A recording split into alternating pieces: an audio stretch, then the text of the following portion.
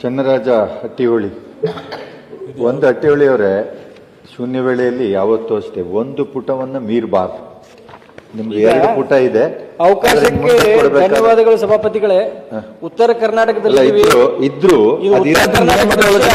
ಹಾಗೆ ಓದಿ. ಒಂದ್ ನಿಮಿಷ ಮುಂದೆ ಬೇಕಾದ್ರೆ ಆ ರೀತಿ ಕೊಡಿ. ಈಗ ಕೊಟ್ಟಿದ್ದೀರಿ, ಓದಿ. ಭಾವನೆಗಳನ್ನ ಅರ್ಥ ಮಾಡ್ಕೊಳ್ತೀನಿ ತಮ್ಮ. ಆದರೆ ಉತ್ತರ ಕರ್ನಾಟಕದಲ್ಲಿ ಇರೋದ್ರಿಂದ ಒಂಚೂರು ತಾಳ್ಮೆಯಿಂದ ಇದನ್ನ ತಾವು ಕೇಳಬೇಕು, ಸದಸ್ಯರು ಕೇಳಬೇಕು ಅಂತ ವಿನಂತಿ ಮಾಡ್ಕೊತೀನಿ. ಅಲ್ಲ, ನಿಯಮ ಹೇಳ್ತಾ ಇರೋದು. ಇದ್ರಲ್ಲಿ ತಾಳ್ಮೆ ಪರವಾಗಿಲ್ಲ. ಅಕ್ಷರ ಜಾಸ್ತಿಯಾಗಿ 2 ಪುಟ ಆಗಿದೆ ಅಷ್ಟೇ. ಅಕ್ಷರಗಳು ಸೈಜ್ ದೊಡ್ಡದಾಗಿರೋದ್ರಿಂದ 2 ಪುಟ ಆಗಿದೆ. ನಾನು ಈ ಮುಂದಿನ ಬಾರಿ 1ರೊಳಗಡೆ ಬರೆಯೋದಕ್ಕೆ ಪ್ರಯತ್ನ ಮಾಡಿ. ಧನ್ಯವಾದ. ಓದಿ. ಅವಕಾಶಕ್ಕಾಗಿ ಧನ್ಯವಾದ. ಸಾರ್ವಜನಿಕ ಮಹತ್ವದ ಜರೂರು ವಿಷಯವನ್ನು ಶೂನ್ಯ ವೇಳೆಯಲ್ಲಿ ಪ್ರಸ್ತಾಪಿಸಲು ಅವಕಾಶ ನೀಡಿದ್ದಕ್ಕಾಗಿ ಧನ್ಯವಾದಗಳು. ವಿಜಯ ಕರ್ನಾಟಕ ದಿನಪತ್ರಿಕೆ ದಿನಾಂಕ 14 ಡಿಸೆಂಬರ್ 2025ರಂದು ಪ್ರಕಟವಾಗಿರುವ ಮಹತ್ವದ ವಿಷಯವೊಂದರ ಕುರಿತು ಶೂನ್ಯ ವೇಳೆಯಲ್ಲಿ ಸರ್ಕಾರದ ಗಮನ ಸೆಳೆಯಲು ಬಯಸುತ್ತೇನೆ. ರಾಣಿ ಚೆನ್ನಮ್ಮ ರಸ್ತೆ ಸಾರಿಗೆ ಸಂಸ್ಥೆ ಆಗೋದು ಯಾವಾಗ ಎನ್ನುವ ತಲೆಬರಹದೊಂದಿಗೆ ಡಿಸೆಂಬರ್ 14ರ ವಿಜಯ ಕರ್ನಾಟಕ ದಿನಪತ್ರಿಕೆಯಲ್ಲಿ ಸುದ್ದಿಯೊಂದು ಪ್ರಕಟವಾಗಿದ್ದು ಅದು ಹೀಗಿದೆ: ಕಿತ್ತೂರು ಕರ್ನಾಟಕ ಜನತೆಯ ಆಶಯದಂತೆ ವಾಯವ್ಯ ಕರ್ನಾಟಕ ರಸ್ತೆ ಸಾರಿಗೆ ಸಂಸ್ಥೆ ಹೆಸರನ್ನು ಬದಲಿಸಿ ರಾಣಿ ಚೆನ್ನಮ್ಮ ರಸ್ತೆ ಸಾರಿಗೆ ಸಂಸ್ಥೆ RCRTC ಎಂದು ಮರುನಾಮಕರಣಕ್ಕೆ ಸಾರಿಗೆ ನಿಗಮ ಮಂಡಳಿ ಸಲ್ಲಿಸಿದ್ದ ಪ್ರಸ್ತಾವನೆ ಸರ್ಕಾರದ ಮಟ್ಟದಲ್ಲಿ ಬಾಕಿ ಉಳಿದಿದ್ದು ಈ ಭಾಗದ ಜನರ ಅಸಮಾಧಾನಕ್ಕೆ ಕಾರಣವಾಗಿದೆ. ಕಿತ್ತೂರು ಕರ್ನಾಟಕ ಭಾಗದಲ್ಲಿ 28 ವರ್ಷಗಳಿಂದ ವಾಯವ್ಯ ಕರ್ನಾಟಕ ರಸ್ತೆ ಸಾರಿಗೆ ಸಂಸ್ಥೆ ಹೆಸರು ಮನೆ ಮಾತಾಗಿದೆ. ಕಿತ್ತೂರು ಕರ್ನಾಟಕ ಎಂದು ಘೋಷಣೆಯಾದ ಬಳಿಕ ಕಿತ್ತೂರು ಕರ್ನಾಟಕ ಸಾರಿಗೆ ನಿಗಮ ಎಂದು ಬದಲಿಸುವಂತೆ 2021ರಿಂದ ಈ ಭಾಗದ ಹೋರಾಟಗಾರರು ಮನವಿ ಮಾಡುತ್ತಿದ್ದಾರೆ. ಈಶಾನ್ಯ ಕರ್ನಾಟಕ ರಸ್ತೆ ಸಾರಿಗೆ ನಿಗಮದ ಹೆಸರನ್ನು 2021ರಲ್ಲಿ ಕಲ್ಯಾಣ ಕರ್ನಾಟಕ ರಸ್ತೆ ಸಾರಿಗೆ ಸಂಸ್ಥೆ KKRTC ಎಂದು ಕರ್ನಾಟಕ ಸರ್ಕಾರ ಬದಲಿಸಿದೆ. ಅದೇ ರೀತಿ ಮುಂಬೈ ಕರ್ನಾಟಕ ಪ್ರದೇಶವನ್ನು ಕಿತ್ತೂರು ಕರ್ನಾಟಕ ಎಂದು ಹೆಸರು ಬದಲಿಸಿ ಅಧಿಸೂಚನೆ ಹೊರಡಿಸಿದೆ.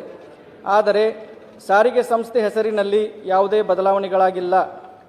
ಈ ಹಿನ್ನೆಲೆಯಲ್ಲಿ ಬೆಳಗಾವಿ, ಗದಗ್, ಹಾವೇರಿ, ಬಾಗಲಕೋಟೆ, ಧಾರವಾಡ ಜಿಲ್ಲೆಗಳ ಕನ್ನಡಪರ ಸಂಘಟನೆಗಳು ಹಾಗೂ ನಾಗರಿಕರಿಂದ ಹೆಸರು ಬದಲಾವಣೆಗೆ ಆಗ್ರಹಿಸಿದ್ದಾರೆ. ಈ ಭಾಗದ ಶಾಸಕರೇ NWKRTC ಅಧ್ಯಕ್ಷರಾದ ಮೇಲೆ ಕನ್ನಡಪರ ಹೋರಾಟಗಾರರು ಹೆಚ್ಚಿನ ಒತ್ತಡ ತಂದಿದ್ದರು. ಇದರಿಂದ 2025ರ ಫೆಬ್ರವರಿ 17ರಂದು ನಡೆದ ನಿಗಮ ಮಂಡಳಿಯ ಆಡಳಿತ ಸಭೆಯಲ್ಲಿ ಚರ್ಚಿಸಿ ರಾಣಿ ಚೆನ್ನಮ್ಮ ರಸ್ತೆ ಸಾರಿಗೆ ಸಂಸ್ಥೆ ಎಂದು ಮರುನಾಮಕರಣಕ್ಕೆ ಠರಾವು ಪಾಸ್ ಮಾಡಿ ಸರ್ಕಾರಕ್ಕೆ ಪ್ರಸ್ತಾವನೆ ಸಲ್ಲಿಸಲಾಗಿದೆ. ಅದಕ್ಕೆ ಸರ್ಕಾರ ಸಂಪುಟ ಸಭೆಯಲ್ಲಿ ಒಪ್ಪಿಗೆ ನೀಡಿ ಅಂತಿಮ ಮುದ್ರೆ ನೀಡಬೇಕು. ಪ್ರಸ್ತಾವನೆ ಸಲ್ಲಿಸಿ ಹಲವು ತಿಂಗಳು ಕಳೆದರೂ ಸರ್ಕಾರ ಒಪ್ಪಿಗೆ ನೀಡಲು ನಿರ್ಲಕ್ಷ್ಯ ಧೋರಣೆ ಅನುಸರಿಸುತ್ತಿದೆ. ಉತ್ತರ ಕರ್ನಾಟಕ ಪ್ರತ್ಯೇಕ ರಾಜ್ಯ ಅಭಿವೃದ್ಧಿ ಬಗ್ಗೆ ಮಾತನಾಡುವ ಈ ಭಾಗದ ನಾಯಕರು ಈ ಬಗ್ಗೆ ಮೌನ ವಹಿಸಿದ್ದು ಏಕೆ ಎಂದು ಜನರು ಪ್ರಶ್ನಿಸುತ್ತಿದ್ದಾರೆ. ವಾಕರಸ ಸಂಸ್ಥೆ ಸಲ್ಲಿಸಿದ ಪ್ರಸ್ತಾವನೆ ಸ್ವೀಕರಿಸುವ ಸರ್ಕಾರವು ಸಮಗ್ರ ವರದಿ ನೀಡುವಂತೆ ಸಂಸ್ಥೆಗೆ ನಿರ್ದೇಶನ ನೀಡಿತ್ತು. ಅದರಂತೆ ಈ ಭಾಗದ ಸಂಘ ಸಂಸ್ಥೆಗಳು ಸಾರ್ವಜನಿಕರ ಬೇಡಿಕೆ, ಅಭಿಪ್ರಾಯ ಒಳಗೊಂಡ ವರದಿ ನೀಡಲಾಗಿದೆ ಎನ್ನುತ್ತಾರೆ ಅಧಿಕಾರಿಗಳು. ಉತ್ತರ ಕರ್ನಾಟಕ ವಿಷಯ ಬಂದಾಗ ರಾಜಕೀಯ ನಾಯಕರು ಮತ್ತು ಅಧಿಕಾರಿಗಳು ವಿಳಂಬ ನೀತಿ ಅನುಸರಿಸುತ್ತಾರೆ. ಪ್ರಸ್ತಾವನೆ ಸಲ್ಲಿಕೆಯಾದ ಬಳಿಕ ಹಲವು ಬಾರಿ ರಾಜ್ಯ ಸಂಪುಟ ಸಭೆ ನಡೆದಿವೆ. ಆದರೂ ಈ ಬಗ್ಗೆ ನಿರ್ಧಾರ ಕೈಗೊಳ್ಳದಿರುವುದು ಎಷ್ಟು ಸರಿ ಎಂದು ಸಂಘಟನೆಗಳ ಮುಖಂಡರು ಆಕ್ರೋಶ ವ್ಯಕ್ತಪಡಿಸಿದ್ದಾರೆ. NWKRTC ಹೆಸರು ಬದಲಿಸಲು 3 ನಿಗಮಗಳ ಆಡಳಿತ ಮಂಡಳಿ ಸಭೆಯಲ್ಲಿ ಚರ್ಚೆಗೆ ಬಂದಿದೆ. ರಾಣಿ ಚೆನ್ನಮ್ಮ ರಸ್ತೆ ಸಾರಿಗೆ ಸಂಸ್ಥೆ, ಕಿತ್ತೂರು ಕರ್ನಾಟಕ ರಸ್ತೆ ಸಾರಿಗೆ ಸಂಸ್ಥೆ, ಕಿತ್ತೂರು ರಾಣಿ ಚೆನ್ನಮ್ಮ ರಸ್ತೆ ಸಾರಿಗೆ ಸಂಸ್ಥೆ ಎಂಬ ಹೆಸರುಗಳ ಬಗ್ಗೆ ವಿಸ್ತೃತ ಚರ್ಚೆ ನಡೆಸಲಾಗಿತ್ತು. ಕಿತ್ತೂರು ಕರ್ನಾಟಕ ಮತ್ತು ಕಿತ್ತೂರು ರಾಣಿ ಚೆನ್ನಮ್ಮ ನಾಮಕರಣ ಮಾಡಿದರೆ ಇಂಗ್ಲಿಷ್ನಲ್ಲಿ KKRTC ಎಂದಾಗುತ್ತದೆ.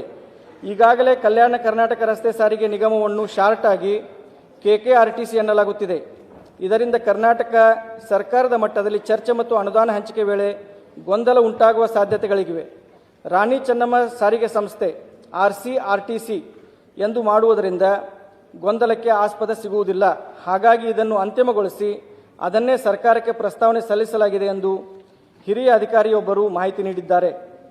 NWKRTC ನಿಗಮದ ಹೆಸರು ಬದಲಾಯಿಸಿ ರಾಣಿ ಚೆನ್ನಮ್ಮ ಸಾರಿಗೆ ಸಂಸ್ಥೆ ಎಂದು ಮರುನಾಮಕರಣ ಮಾಡುವಂತೆ ನಿಗಮ ಮಂಡಳಿ ಸಭೆಯಲ್ಲಿ ಚರ್ಚಿಸಿ ಸರ್ಕಾರಕ್ಕೆ ಪ್ರಸ್ತಾವನೆ ಸಲ್ಲಿಸಲಾಗಿದೆ. ಪ್ರಸ್ತುತ ಈ ವಿಷಯ ಸರ್ಕಾರದ ಮಟ್ಟದಲ್ಲಿದೆ. ಅಂತಿಮವಾಗಿ ಸಂಪುಟ ಸಭೆಯಲ್ಲಿ ಒಪ್ಪಿಗೆ ದೊರೆಯಬೇಕು ಎಂದು ವಾಕರಸ ಸಂಸ್ಥೆಯ ವ್ಯವಸ್ಥಾಪಕ ನಿರ್ದೇಶಕಿ ಪತ್ರಿಕಾ ಮಾಧ್ಯಮದಲ್ಲಿ ಹೇಳಿದ್ದಾರೆ.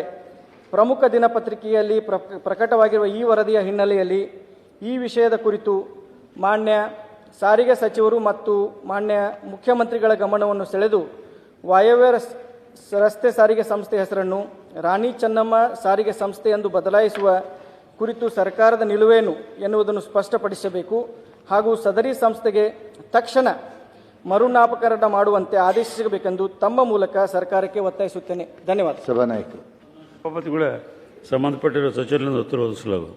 ಒಂದು ಕರೆಕ್ಷನ್ ಇದೆ.